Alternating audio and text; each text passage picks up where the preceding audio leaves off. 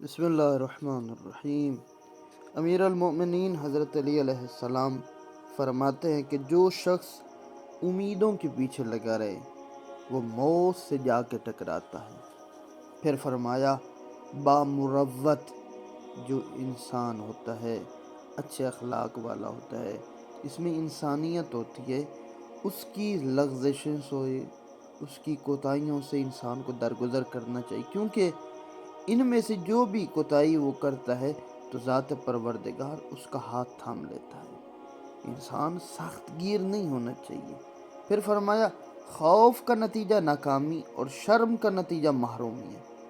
فرصت کی گھڑیاں بادلوں کی طرح تیزی سے گزر جاتی ہیں، لہٰذا بھلائی کے ملے ہوئے موقعوں کو غنیمت جانو۔ عام طور پر ہم لوگ کیا کرتے ہیں کہ شرماتے ہیں، کسی سے کوئی بات پوچھنے میں اپنی جہالت کو چھپاتے ہیں۔ ایک بڑا ہی خوبصورت ہے کہ انسان ایک سن رسیدہ ہو اور بڑھاپے میں ہونے کے باوجود وہ اپنے آپ میں شرم محسوس نہ کرے کسی چیز کے پوچھنے میں۔ تو کہا جاتا ہے تمہیں بڑھاپے میں پڑھتے ہوئے شرم نہیں آتی؟ کسی بوڑھے سے پوچھا، اس نے جواب دیا جب مجھے بڑھاپے میں جہالت سے شرم نہیں آتی تو اس بڑھاپے میں پڑھنے میں شرم کیسے آ سکتی ہے؟